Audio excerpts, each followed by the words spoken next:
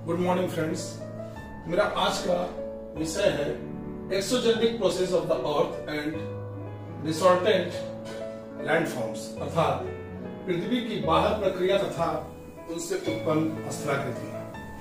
आज का जो ये मेरा वीडियो है ये मुख्य रूप से पश्चिम बंगाल बोर्ड के हिंदी विद्यार्थियों के लिए है, जो कि कक्षा 9 या कक्षा 11 या 12 में है, उनके लिए ये वीडियो है।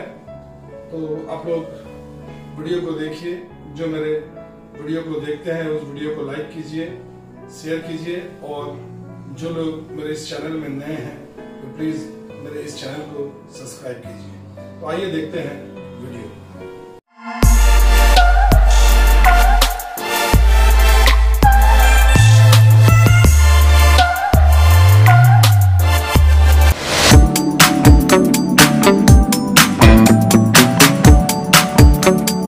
आज के इस वीडियो में हम लोग ये जानने का प्रयास करेंगे कि ये बल क्या होता है।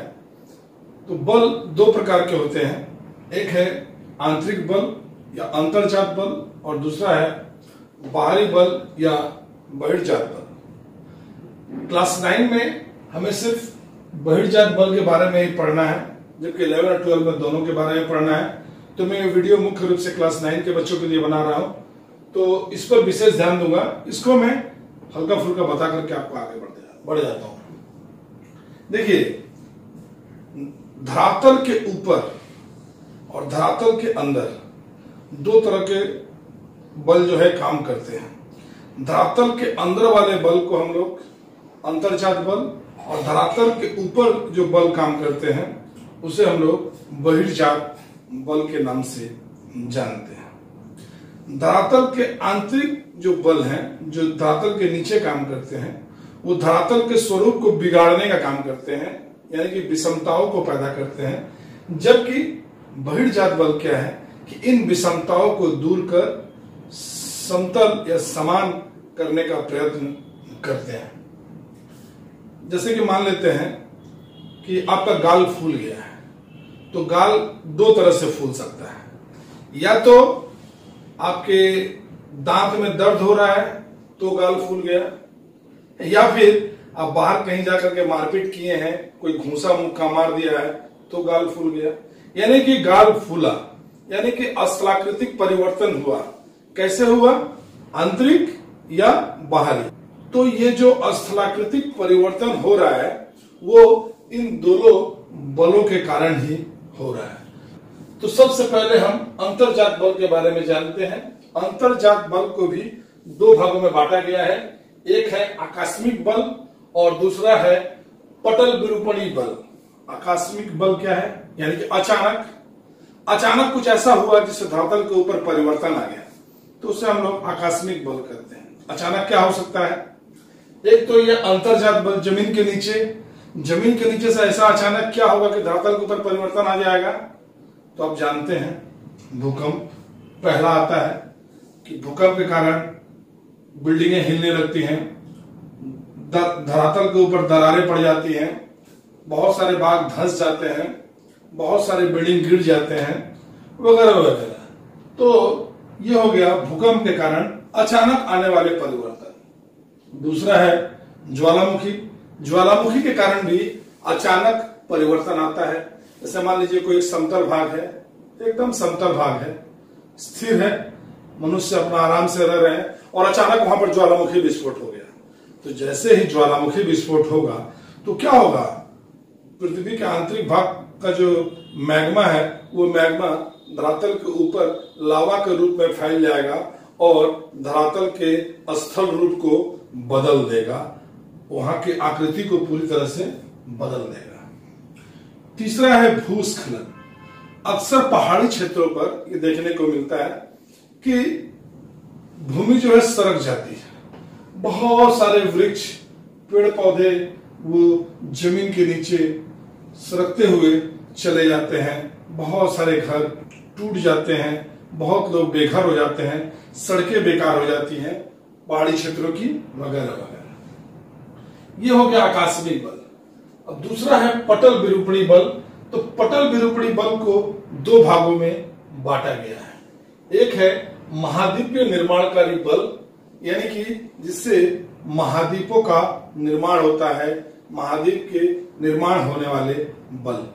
इसको भी दो भागों में बांटा गया है, एक है ऊपरोमुखी और दूसरा है अधोमुखी। यानी कि किसी भी कारण से पृथ्वी के आंतरिक भाग में प्लेटें जो हैं वो चल रही हैं, आप लोग सभी जानते हैं, क्योंकि हमारा जो ये धरातल है वो सियाल है जो सीमा के ऊपर तैर रहा है। सियाल और सीमा तो आप लोग पढ़े ही हैं, तो अच्छी तरह से जानते हैं। तो ये जो प्लेटें हैं, धरातल की जो प्लेटें हैं, ये प्लेटें एक दूसरे की तरफ सरकती हैं।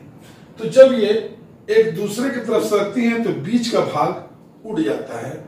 यानी कि कोई एक बड़ी प्लेट इधर से आ रही है, कोई बड़ी प्लेट इधर से आ रही है, और चारों ओर सागर है, और बीच का जो मलबा है उसके ऊपर दबाव पड़ रहा है और एक महाद्वीप के समान उड़ गया, तो उसे हम लोग ऊपरोमुखी के नाम से जानते हैं। और दूसरा कि अधोमुखी का, कि नीचे की तरफ धंस जाना, यानी कि सागर का विस्तार हो जाना। यानी कि जब दो महादेश एक दूसरे से दूर जाएंगे तो सागरों का विस्तार होगा। जैसा कि आप जानते हैं कि दक्षिणी अमेरिका और अफ्रीका वो दोनों एक साथ थे, लेकिन कालांतर में वो दोनों अलग हो गए और बीच में अटलांटिक महासागर का विस्तार हो गया, अर्थात वो हम लोग अधोमुखी भी कह सकते हैं। उसके बाद है पर्वत निर्माणकारी बल।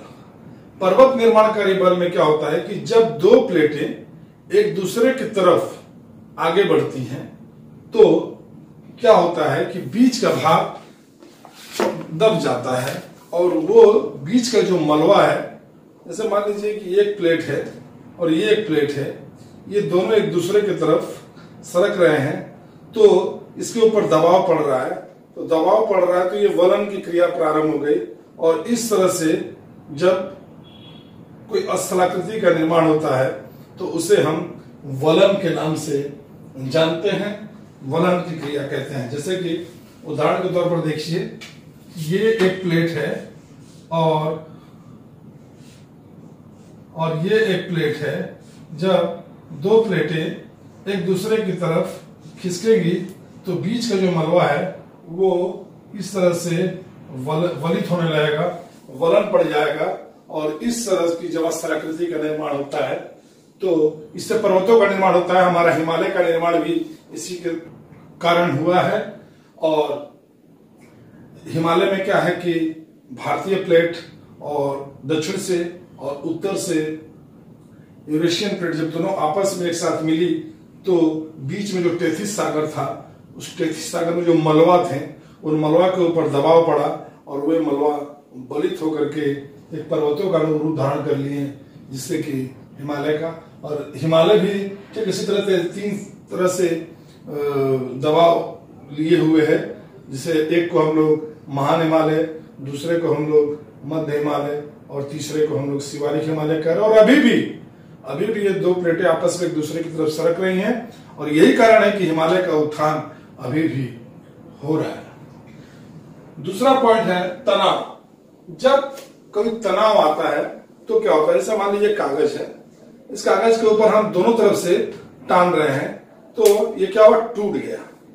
तो ठीक उसी तरह से मान लीजिए कि ये हमारा धरातल है और धरातल के ऊपर किसी भी कारण से, तनाव के कारण से दो प्लेटें एक दूसरे की तरफ सरक रही थी, तो उससे क्या हुआ कि हमारे इस क्षेत्र पर दरार पड़ गया। दरार पड़ने के कारण क्या हुआ कि इसे हम लोग तनाव की स्थिति भी कहते हैं, तनाव, टानना।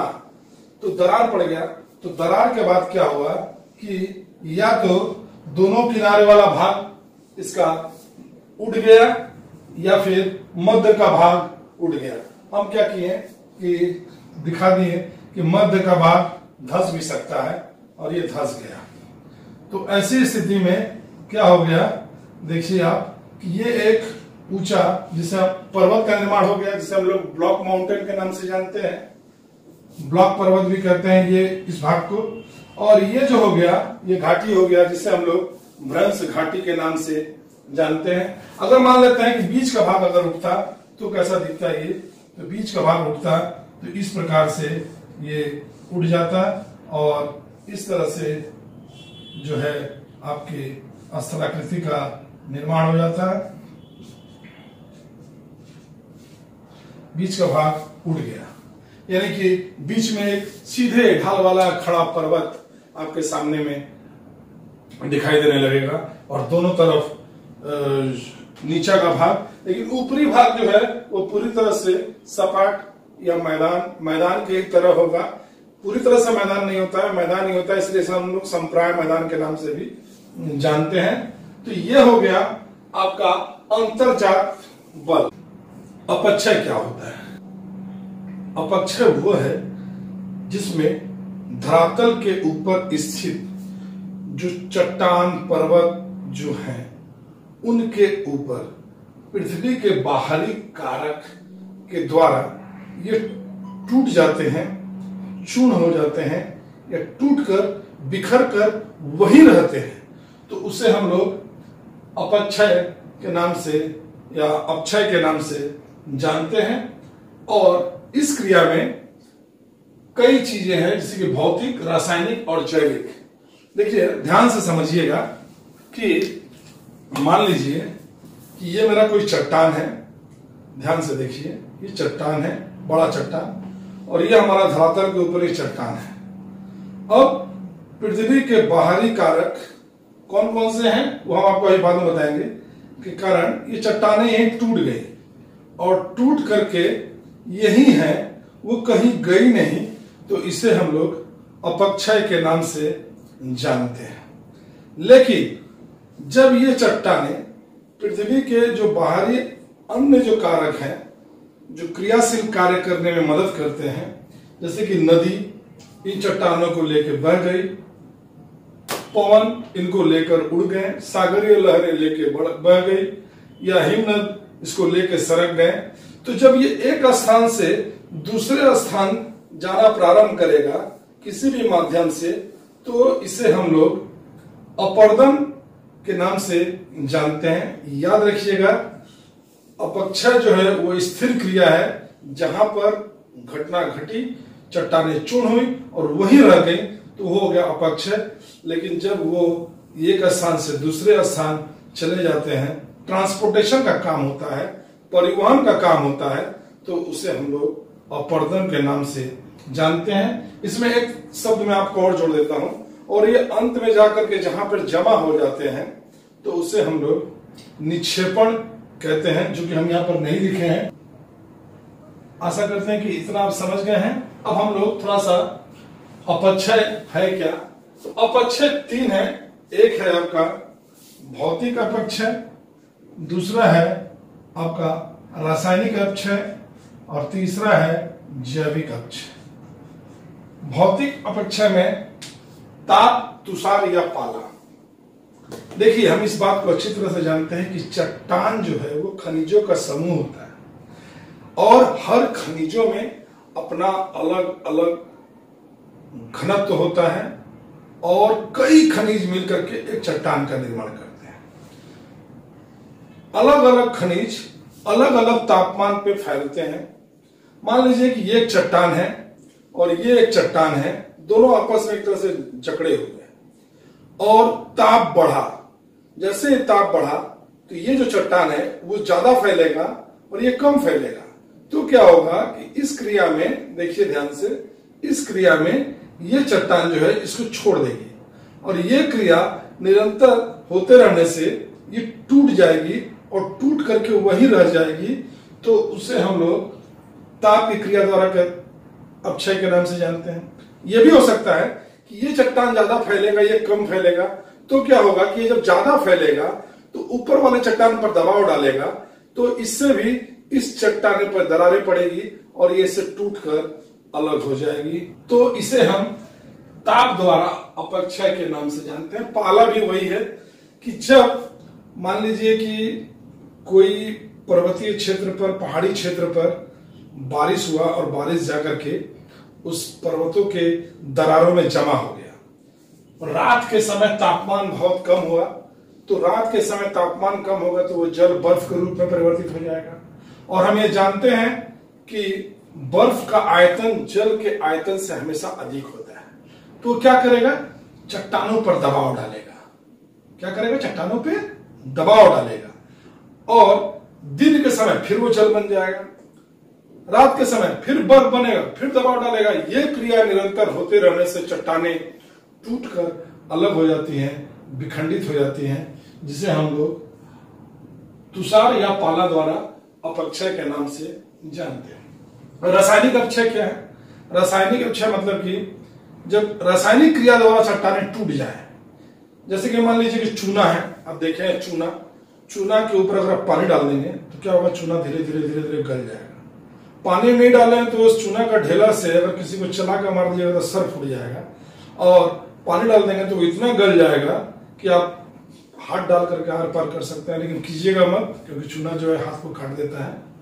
तो जब जल द्वारा या चट्टानें जो है घुल जाती हैं और घुल करके नरम पड़ जाती हैं, टूट जाती हैं, तो उसे हम लोग रासायनिक अपक्षय के नाम से जानते हैं। रासायनिक अपक्षय के और भी बहुत सारे एग्जाम्पल है, उदाहरण है। जैसे कि मान लीजिए लोहा है, लोहा के ऊपर बारिश हुई तो वो जो इतना स्ट्रांग लोहा, इतना मजबूत लोहा, उसके ऊपर पपड़ी पड़ जाता है और लोहा पर जो है जंग लग जाता है और वो लोहा को छोड़ देता है। तो वो छोड़ करके वहीं स्थिर रहता है, यानी कि छोड़ देता है जब, तो उसे हम लोग रासायनिक अपक्षय की क्रिया द्वारा चट्टानों का विखंडन के नाम से जानते हैं। अब आ जाते हैं जैविक अपक्षय। सबसे खतरनाक अपक्षय क्या है? पहला है वनस्पति, पेड़ अगर उग रहा है, बढ़ रहा है, तो अपने जड़ों को धरती के अंदर काटता हुआ आगे बढ़ रहा है, धरती को चीरते हुए आगे जा रहा है, तो उसमें चट्टानें क्या होती हैं, टूटती हैं। पहला हो गया। अब अगर हम इसी पेड़ों को काट दे रहे हैं तो क्या होगी, जड़ें फिर सूख जाएंगी जमीन के नीचे, तो वो फिर चट्टानों को छोड़ देंगी, फिर चट्टानें ढीली हो गई। यानी कि पौधों के बढ़ने या पौधों को काट देने, पेड़ों को बढ़ने या पेड़ों को काट देने से, उनकी जड़ें फैलने या सिकुड़ने से, सूखने से भी चट्टानें विखंडित होती हैं। दूसरा है जीव जंतु। सबसे खतरनाक सांप, गोजर, चूहा, खरगोश, सियार, बहुत सारे ऐसे जानवर हैं जो जमीन के नीचे रहते हैं। वो क्या करते हैं, जमीन को खोद देते हैं और ऊपर में सिर्फ जो है पतला चादर की तरह ही रहता है और नीचे पूरा गुफा बन जाता है। तो ऊपर वाला जो भाग है वो प्राय टूट गया, जैसे ही बारिश होगी तो वो गीला होकर के धंस जाता है। तो ये जो क्रिया हुआ जीवों द्वारा चट्टानों का विखंडन कर देना, तो इसे हम लोग जीव जंतुओं द्वारा चट्टानों का विखंडन के नाम से जानते हैं। तीसरा है मनुष्य, जो सबसे खतरनाक विखंडन करता है। कैसे करता है भाई? बड़ा बड़ा पहाड़ है, बम लगा दिया, बम लगा करके रिमोट टिपा, उड़ गया पहाड़, गायब, मतलब टूट करके चूर चूर। उस पत्थरों से हम लोग मकान बना रहे हैं, उस पत्थरों से हम लोग सड़क बना रहे हैं, लेकिन विखंडन तो हुआ, चट्टानें तो टूटी। चट्टानें टूटी तो ये किसके द्वारा टूटी? मनुष्य के तकनीक द्वारा तोड़ दी गई। यानी कि मनुष्य जो है इन चट्टानों को विखंडित कर दिया, तोड़ दिया, तो उसे हम लोग मनुष्य द्वारा अपक्षय के नाम से जानते हैं। अब इन अपक्षय को, ये जो चट्टानें टूट गई हैं, इन टूटे हुए चट्टानों को नदियां बहा करके एक स्थान से दूसरे स्थान ले जाती हैं। हिमनद भी बर्फ के संग, जब बर्फ की नदी जब सरकती है तो उसके संग बहुत सारे कंकड़ पत्थर उसके संग संग सरकते रहते हैं। पवन, हवाएं बहुत सारे धूल कणों को उड़ा करके एक स्थान से दूसरे स्थान लेके चली जाती है। जमीन के नीचे का जल भी जब जाता है, रासायनिक क्रिया द्वारा जब घुलीकरण की क्रिया हुई तो वो चट्टानें घुल करके क्या होंगी, उसके संग आगे बढ़ जाती है। और सागरीय लहरें तो आप देखे ही हैं, बहुत बार समुद्र के किनारे गए होंगे तो आप लोग देखे ही होंगे कि सागरीय लहरें चट्टानों को किस तरह से दूर दूर तक, बालू के कणों को किस तरह से दूर दूर तक बहाकर लेकर चली जाती हैं। तो ये सारी चीजें हैं अपरदन की क्रिया। और जब सब लास्ट में, अंत में जहां ले जाकर जमा कर देते हैं तो उसे हम लोग डिपोजिशनल वर्क या निक्षेपण की क्रिया के नाम से जानते हैं, जो अभी हम यहाँ पर नहीं लिखे हैं। और आशा करते हैं कि आप लोगों को वीडियो पसंद आया होगा। अब अगला जो वीडियो होगा हमारा, वो नदी क्या है और नदी द्वारा उत्पन्न स्थलाकृतियों के बारे में बताएंगे। तब तक के लिए नमस्कार।